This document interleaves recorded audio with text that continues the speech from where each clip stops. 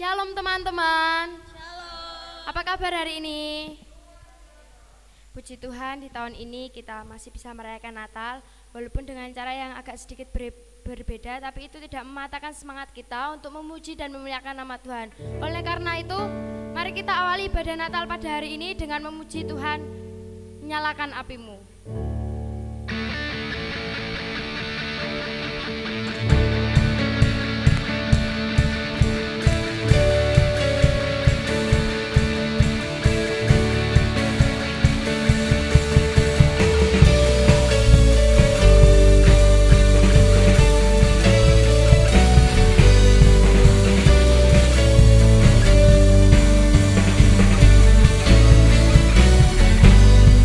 Bebas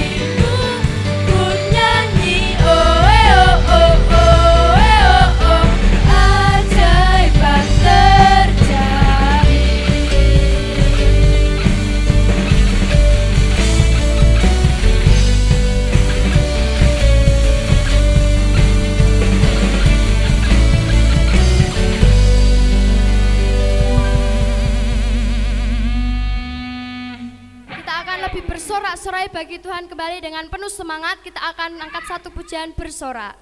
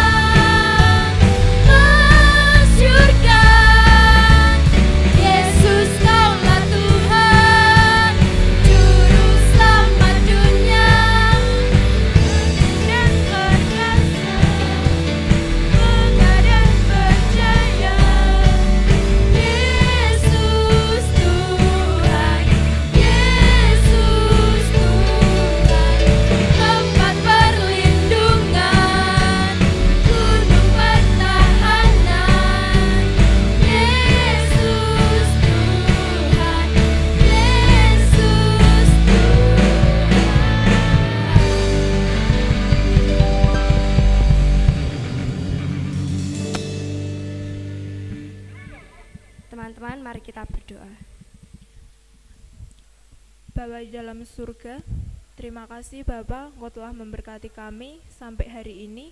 Tuhan, sebentar lagi kami akan merayakan Natal. Kiranya Engkau yang memberkati Natal kami dari awal hingga akhir dalam keadaan yang baik.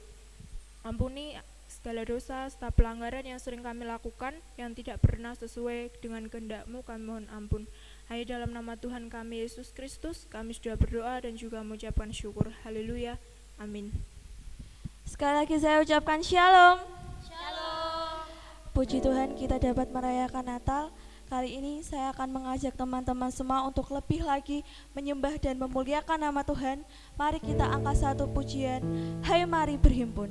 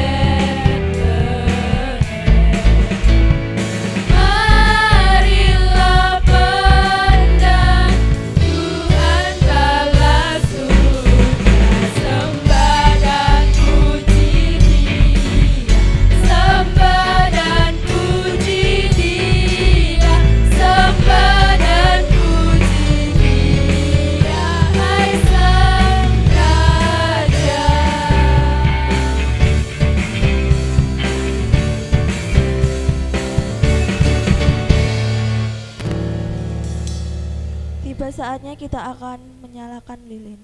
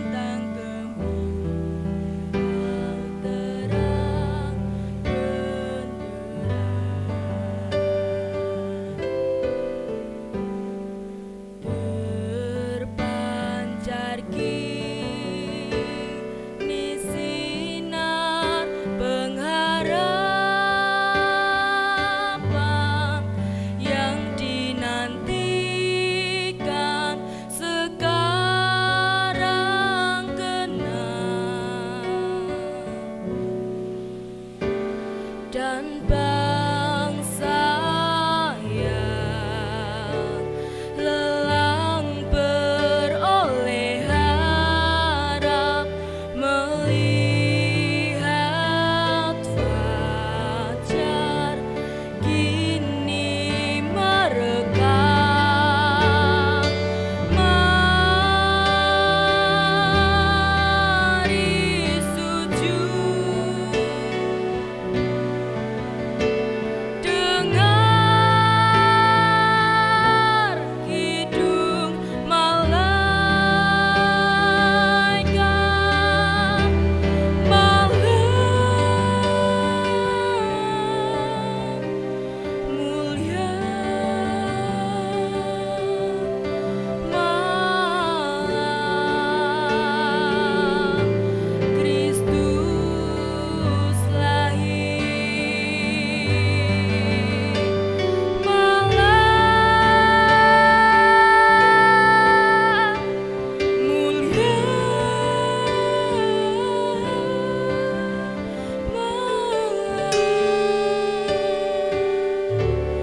malam mulia.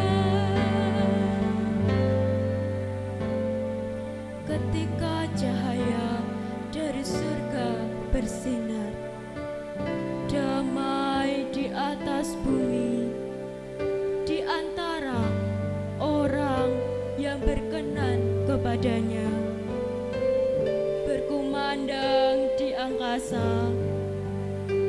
Ketika cahaya dari surga bersinar, hilanglah semua kegelapan. Malaikat Tuhan turun ke dunia dan membawa berita sukacita. Ketika cahaya dari surga bersinar, aku mendengar malaikat berkata, "Jangan takut, aku memberitakan kabar sukacita. Karena Kristus telah lahir hari ini."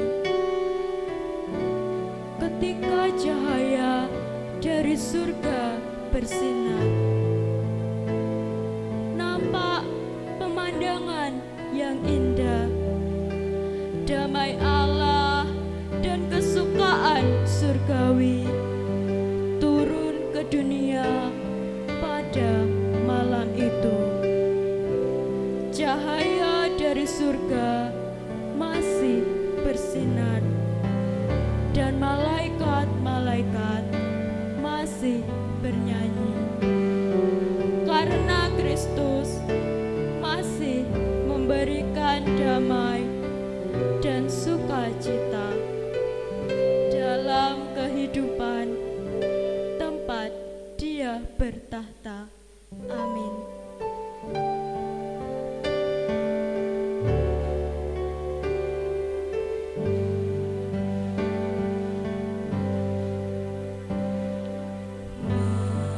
Malam kudus di langit bertaburan, bintang gemilau terang benderang,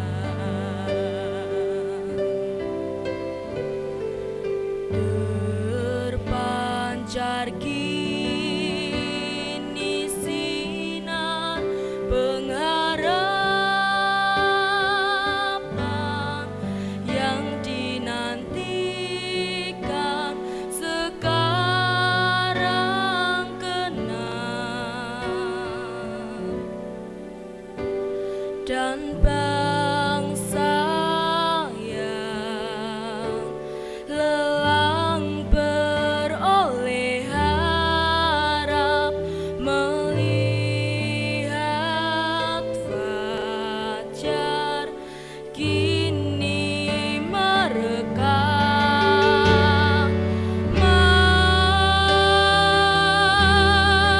Mari sujud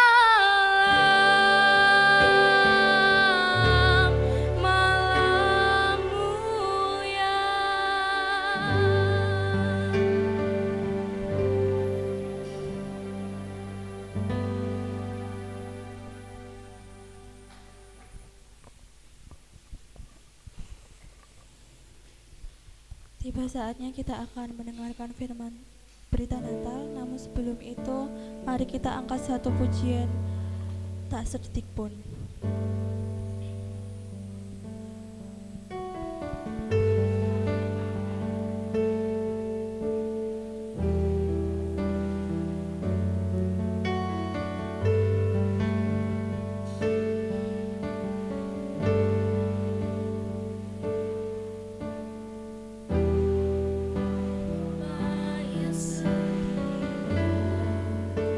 Tak pernah sedetik kau tinggalkan diriku.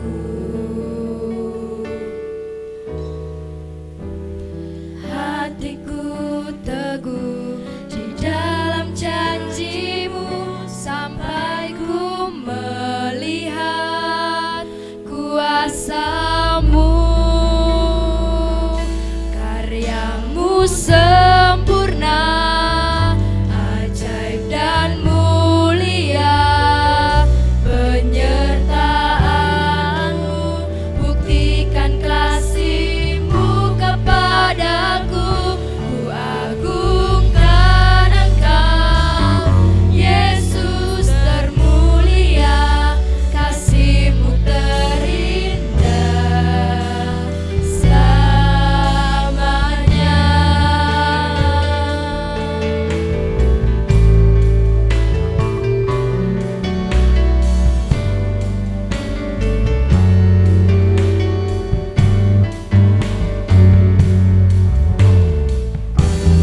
Kau Bapa yang setia, tak pernah sedetik kau tinggalkan diriku. Hatiku teguh di dalam janjimu sampai ku melihat kuasamu. Karyamu sempurna, ajaib dan mulia. Penyertaanmu buktikan kasihmu kepadaku. Ku agungkan Engkau, Yesus termulia. Kasihmu terindah selamanya. Tetap berharap di dalam kesesakanku, tetap percaya walau tak melihat. Sebab ku yakin karyamu sempurna, ajaib dan mulia. Penyertaanmu buktikan kasihmu kepadaku. Ku agungkan Engkau, Yesus termulia. Kasihmu terindah selamanya.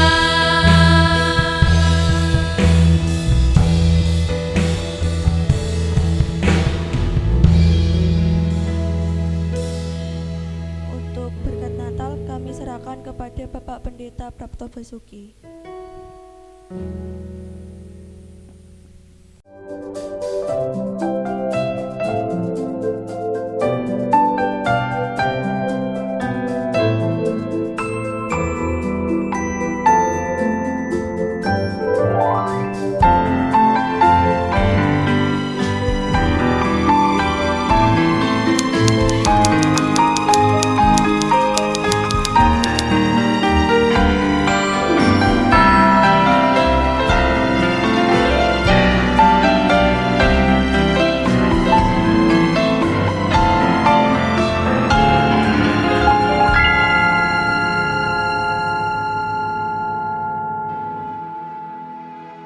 Sejarah banyak menganugerahkan catatan emas kepada mereka yang terus bergerak maju, tidak peduli dengan rasa sakit, arus kuat, tantangan, rintangan, keterbatasan, kekecewaan, dan kelemahan yang mereka hadapi.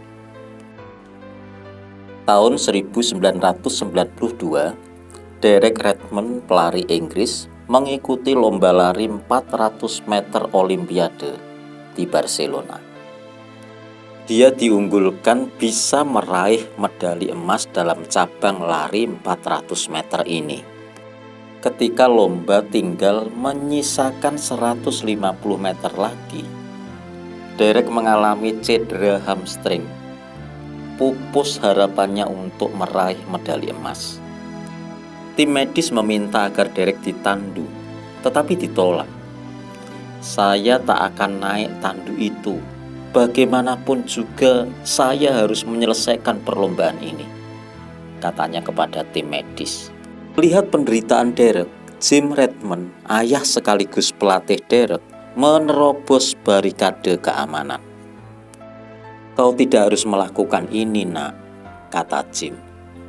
Sambil berlari dan menangis, Derek menjawab pernyataan ayahnya. Tidak, ayah. Saya ingin menyelesaikan perlombaan, ujarnya. Baiklah, jika itu keinginanmu, kita akan finish bersama-sama, ucap Jim sambil menemani anaknya menyentuh garis finish.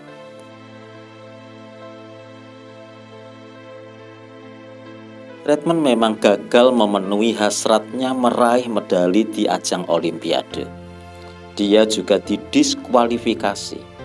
Tetapi sejarah mencatat kebesaran namanya karena kegigihannya untuk terus bergerak sampai garis akhir. Alkitab menggambarkan hidup sebagai perlombaan. Kita berada di gelanggang, berlari sedemikian rupa, menggapai mimpi-mimpi, mengejar cita-cita, mencapai goal yang kita tetapkan, meraih tujuan besar, ingin membahagiakan orang tua, melakukan yang terbaik bagi bangsa. Kita sudah berlari sejauh ini.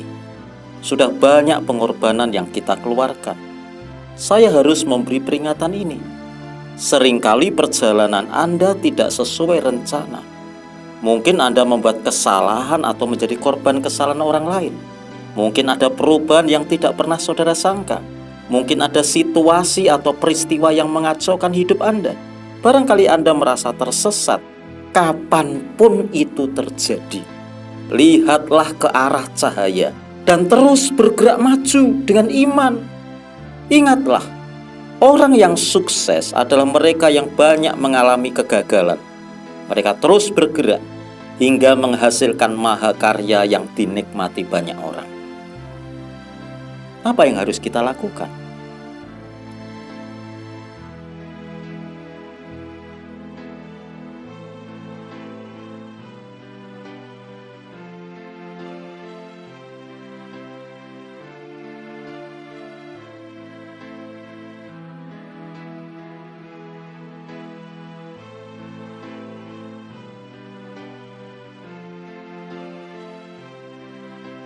Bill Gates pernah mengalami kegagalan ketika merintis usaha trafo data. Usaha ini bangkrut. Bill Gates tidak menyerah. Dia mencoba usaha Microsoft yang akhirnya mendunia. Arianna Huffington adalah seorang penulis. Ketika menyodorkan hasil karyanya ke penerbit, dia ditolak 37 kali. Dia sempat mau meniti karir lain, tetapi dia memilih untuk bertahan. Saat ini dia menjadi wanita yang termasyhur di bidang media. Dia mendirikan situs berita The Huffington Post dan LinkedIn. Steve Jobs pernah dipecat perusahaan yang didirikan, yaitu Apple. Dia berpikir perjalanan karirnya sudah game over. Tetapi dia tidak mau berada di sana. Ia membuat perusahaan Pixar yang terkenal dengan film animasinya dan Next. Karena kesuksesan perusahaan ini, Jobs ditarik lagi ke Apple dan akhirnya memiliki perusahaan ini. Sanders dulu seorang kuli dan tukang parkir. Setelah pensiun sebagai tentara, ia mencoba berbagai pekerjaan, tetapi penghasilannya sangat minim. Sampai dia merasa ijazah yang dimiliki tidak ada gunanya. Namun siapa sangka, kesuksesannya justru lewat kegemarannya. Dia suka makan ayam goreng, Dia suka memasak. Dari ayam goreng ini lahirlah KFC. Milton Hershey berasal dari keluarga yang sangat miskin. Keluarganya sering berpindah-pindah. Hershey hanya sempat mengecap pendidikan sampai kelas 4 SD. Dia membuka usaha membuat permen tetapi terus-menerus mengalami kegagalan. Tetapi ibunya terus mensupport. Ada satu momen di mana seorang importir tertarik dengan permen coklat buatan Hershey. Dari situlah kisah sukses dimulai. Dia disebut Raja Coklat. Walt Disney berasal dari keluarga miskin. Tiap fajar dia harus mengantar koran. Disney sangat mencintai menggambar. Dia pernah bekerja di surat kabar, dipecat karena dianggap tidak memiliki ide dan kreativitas. Dia mencoba membuat perusahaan animasi tetapi bangkrut. Dia coba lagi membangun studio animasi bersama temannya tetapi hak cipta dicuri temannya. Baru setelah membuat animasi dengan tokoh Mickey Mouse dan meluncurkan film Snow White, Walt Disney mendulang sukses besar. Soichiro Honda sempat membuat ring piston untuk perusahaan Yamaha, tetapi berkali-kali ditolak. Sampai dia harus menggadaikan cincin istrinya untuk bertahan hidup. Dia terus berjuang membuat ring piston, tapi lagi-lagi naas menimpanya. Gempa bumi dan perang dunia menghancurkan bisnisnya. Honda tidak menyerah. Dia mencoba membuat sepeda motor Honda. Produk ini diterima oleh pasar dan akhirnya mendunia. Pepatah Cina mengatakan 7 kali jatuh, 8 kali bangun. Hidup harus bergerak karena itu hakikat kehidupan. Coba tanya orang tua, betapa gembiranya mereka semasa engkau masih dikandung, bergerak kuat, menendang. Demikian setelah engkau lahir dan bertumbuh dengan gerakan-gerakanmu yang lincah. Bergerak itu pertanda sehat.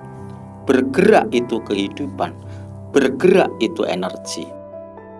Pada masa saya kecil, ketika listrik belum masuk ke desa, penduduk menggunakan sepeda ontel untuk kebutuhan mobilitasnya. Sepeda itu dilengkapi dengan dinamo kecil digunakan sebagai penerangan pada malam hari. Kami tekan tombol, roda dinamo nempel di ban sepeda. Ketika kami kayuh, lampu sepeda menyala. Semakin kuat saya mengayuh, nyalanya terang. Tahukah kalian bahwa kata dinamo itu berasal dari bahasa Yunani dunamus, artinya power atau kuasa. Dari kata ini kemudian muncul kata dinamit, dinamo, dinamis, dan dinamika. Jadi kalau hidupmu ingin memiliki power, bertenaga, bergairah, ada kuasa yang bekerja di dalammu, memiliki kekuatan pengaruh dan dinamis, Anda harus terus-menerus bergerak. Bila engkau memiliki kecerdasan verbal linguistik, banyaklah menulis, banyaklah membaca buku, kembangkan wawasanmu, kembangkan juga rasa humormu. Siapa tahu Anda akan menjadi penulis, orator, politisi, komika yang handal. Bila engkau memiliki kecerdasan logis matematis, banyak-banyaklah melakukan eksperimen. Kembangkan rasa ingin tahumu, jelajahi seluas mungkin ilmu pengetahuan. Pecahkan soal-soal yang nampaknya sulit. Siapa tahu Anda akan menjadi peneliti, akuntan, ekonom, dosen, ilmuwan yang terkenal. Bila engkau memiliki kecerdasan kinestetik olahraga, banyaklah berlatih olahraga, menari, atau aktivitas lainnya. Siapa tahu suatu saat akan menjadi atlet, penari, koreografer, penggerak organisasi, aktivis, dan pemimpin yang baik. Bila engkau memiliki kecerdasan musikal, berlatihlah dan menjadi expert atas jenis musik yang engkau sukai. Pelajari juga jenis musik lainnya, buat aransemen lagu, mulailah mengarang lagu. Bila engkau suka dunia tarik suara, mulai les vokal, latih kemampuan vokalmu. Banyaklah tampil di setiap kesempatan, ikuti ajang pencarian bakat. Siapa tahu Anda akan menjadi penyanyi top dan musisi papan atas. Bila engkau memiliki kecerdasan spasial visual, Banyaklah menggambar, melukis, merancang desain grafis. Kuasailah software berkaitan dengan desain gambar, foto, dan video. Suatu saat Anda akan menjadi desainer, pembuat film animasi, kreator studio, arsitek, ilustrator, iklan, dan film. Bila engkau memiliki kecerdasan intrapersonal, yaitu kemampuan untuk memahami diri sendiri, introspeksi, banyaklah membaca buku psikologi, konseling, dan teologi. Suatu saat Anda akan menjadi psikolog, konselor, pendeta, filsuf yang luar biasa. Bila engkau memiliki kecerdasan interpersonal, banyaklah berinteraksi dan berhubungan dengan banyak orang. Miliki empati, pahami perasaan teman-temanmu. Jadilah teman curhat yang baik. Belajarlah mengatasi masalah di antara teman-temanmu. Suatu saat Anda akan menjadi pembangun jaringan yang baik, pemimpin yang hebat, manajer yang mengayomi. Ingat, siapa yang memiliki jaringan yang luas, dia akan sukses. Bila Anda memiliki kecerdasan naturalis, banyaklah berhubungan dengan alam. Belajar budidaya ikan, ternak, kebun, meneliti hal-hal yang berkaitan dengan hewan, tanaman, dan alam. Kelak Anda akan menjadi pembisnis agro, peneliti yang luar biasa. Terakhir, bila Anda memiliki kecerdasan spiritual yang suka dengan hal-hal yang berkaitan tentang kehidupan, apa arti hidup, mengapa kita mati, apa peran kita di dunia, banyaklah gunakan waktu untuk mempelajari kitab suci. Banyaklah bersentuhan dengan realitas sosial masyarakat. Kelak Anda akan menjadi hamba Tuhan yang diurapi.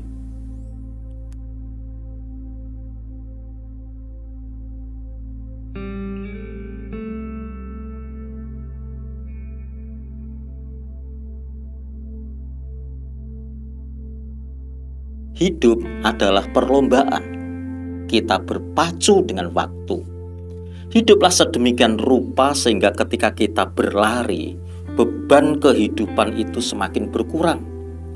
Terkadang batu kecil ada di dalam sepatu kita dan kita menyalahkan trek karena terlambat. Singkirkan batunya dan berlarilah dengan cepat. Jangan menjadikan alasan keadaan sehingga membuat engkau kalah dalam perlombaan.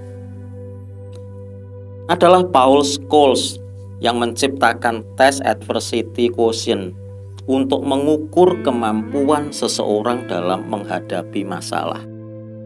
Dia membagi dalam 3 kelompok kepribadian. Yang pertama, quitters. Lagu wajibnya adalah tidak bisa, tidak mungkin, itu mustahil, sulit, saya tidak mampu. Setiap menghadapi masalah, pilihannya hanya mundur atau keluar. Kalau di Alkitab itu seperti 10 pengintai, memandang musuh seperti raksasa dan memandang dirinya seperti belalang. Saya itu bodoh, miskin, tidak cantik, tidak menarik. Atau kalau tidak, suka menyalahkan keadaan atau orang. Kedua, campers.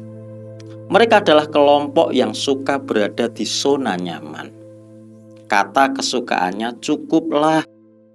Begini saja sudah baik, tidak usah neko-neko. Orang seperti ini menghindari tantangan dan cobaan. Hidupnya tidak maju juga tidak mundur. Hanya sedang-sedang saja, biasa-biasa saja. 3, climbers. Kelompok ini enggan mundur dalam perjuangan. Tekadnya adalah berjuang sampai ke puncak. Baginya tantangan adalah tanjakan untuk maju. Dia tidak dipengaruhi oleh keadaan, sebaliknya mempengaruhi keadaan. Orang seperti ini berselancar di atas gelombang yang besar dan menikmati kegembiraan di setiap perjalanan yang dilalui. Saudara, persoalan terbesar hidup kita bukanlah puncak gunung yang tinggi atau medan yang sulit. Persoalan terbesar kita adalah diri sendiri. Tanggalkan bebanmu, tanggalkan persoalanmu, tanggalkan masalahmu, tanggalkan dosa, kelemahan, dan kesalahanmu. Jika engkau ingin terbang, kau harus membuang apa yang memberatkan Anda. Tuhan Yesus sedang menemuimu dan menawarkan, marilah kepadaku semua yang letih lesu dan berbeban berat. Aku akan memberi kelegaan kepadamu. Matius 11 ayat 28. Dengarkan perkataan saya. Roh yang ada padamu lebih besar dari apapun. Itu yang membuat engkau lebih dari pemenang. Engkau memiliki roh keperkasaan. Engkau adalah pahlawan. Jangan cengeng. Jangan melihat apa yang tidak ada padamu. Lihat kesanggupan Tuhan yang ditaruh di dalammu.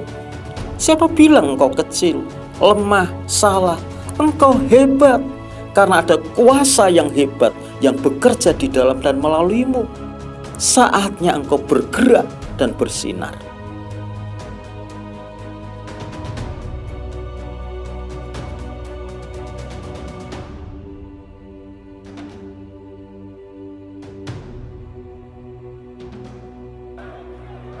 Saudara, ada banyak supporter yang menyemangatimu untuk terus berlari mewujudkan impianmu.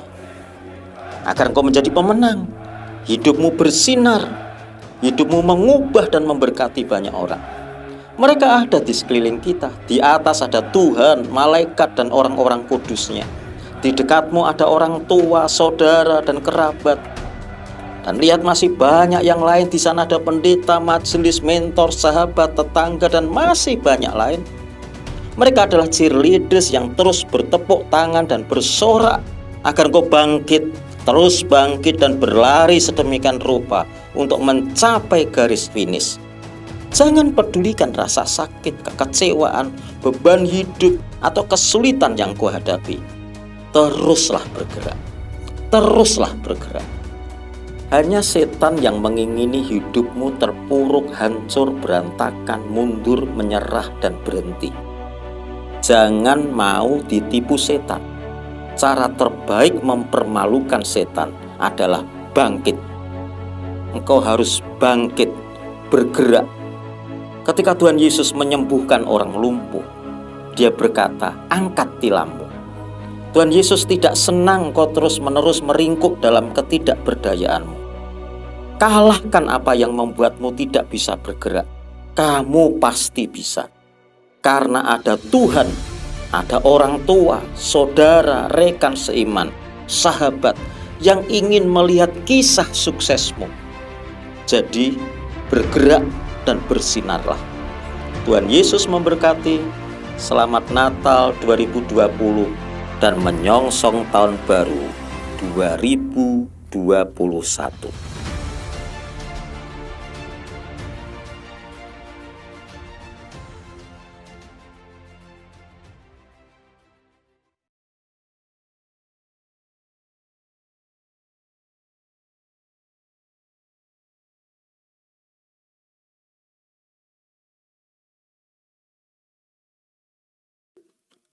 Kita telah menyelesaikan perayaan Natal pada hari ini. Sekarang pulanglah engkau dan terimalah berkat Tuhan. Tuhan memberikan kepadamu hati yang baru dan roh yang baru. Semangat, gairah, daya juang. Semangat untuk mewujudkan impian. Berjuang dengan sekuat tenaga bersama dengan Tuhan. Melakukan yang terbaik bagi Tuhan. Dengan spirit yang baru, roh keperkasaan ada padamu. Damai sejahtera Tuhan yang melampaui segala akal, memerintah di dalam hati dan pikiranmu. Dalam nama Tuhan Yesus. Amin. Kami, keluarga besar PPA IO 926 Ebenezer mengucapkan selamat Hari hari Natal tahun 2020 dan tahun baru 2021. Tuhan Yesus memberkati. Mari kita akhiri ibadah Natal pada hari ini dengan berdoa. Mari kita berdoa. Tuhan Allah Bapa kami yang bertata dalam kerajaan surga yang mulia, Tuhan terima kasih Engkau telah menyertai ibadah Natal kami pada hari ini. Kiranya apa yang kami dapat kami terapkan dalam kehidupan kami sehari-hari. Terima kasih ya Yesus, ampuni setiap dosa dan kesalahan kami. Hanya di dalam namamu Yesus Kristus kami sudah berdoa dan mengucap syukur. Haleluya, amin.